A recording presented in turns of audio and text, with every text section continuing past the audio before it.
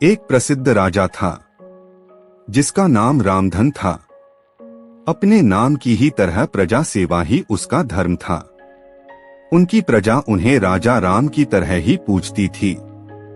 राजा रामधन सभी की निष्काम भाव से सहायता करते थे, फिर चाहे वो उनके राज्य की प्रजा हो या अन्य किसी राज्य की। उनकी ख्याति सर्वत्र थी। उनके दानी स्वभाव और व्यवहार के गुणगान उसके शत्रु राजा तक करते थे। उन राजाओं में एक राजा था भीम सिंह, जिसे राजा रामधन की इस ख्याति से ईर्ष्या थी।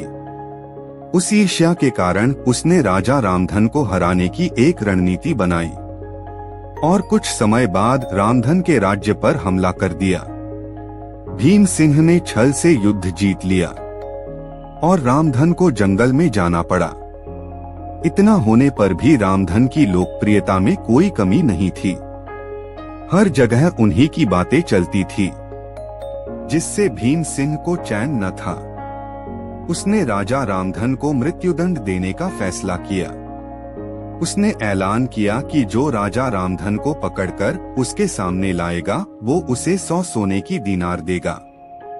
दूसरी तरफ राजा रामधन जंगलों में भटक रहे थे। तब उन्हें एक राहगीर मिला और उसने कहा, भाई, तुम इसी जगह के लगते हो, क्या मुझे राजा रामधन के राज्य की तरफ का रास्ता बता सकते हो? राजा रामधन ने पूछा, तुम्हें क्या काम है राजा से?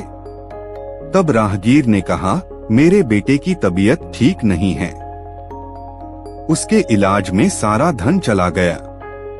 सुना है राजा रामधन सभी की मदद करते हैं, सोचा उन्हीं के पास जाकर याचना करूं। यह सुनकर राजा रामधन राहगीर को अपने साथ लेकर भीम सिंह के पास पहुंचे। उन्हें देख दरबार में सभी अचंभित थे। राजा रामधन ने कहा, हे राजन, आपने मुझे खोजने वाले को 100 दीनार देने का वादा किया था। मेरे इस मित्र ने मुझे आपके सामने पेश किया है, तो इसे वो 100 दीनार दे दो।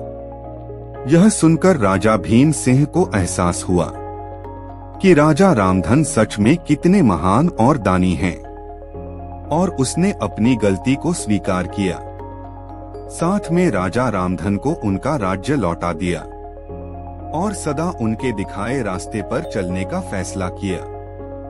दोस्तों, यदि आपने जीवन में कभी किसी का बुरा नहीं किया, तो आपके साथ कोई अच्छा करे या न करे, परंतु भगवान आपके साथ हमेशा अच्छा करेंगे। अगर आप भला करेंगे तो आपका भला ही होगा।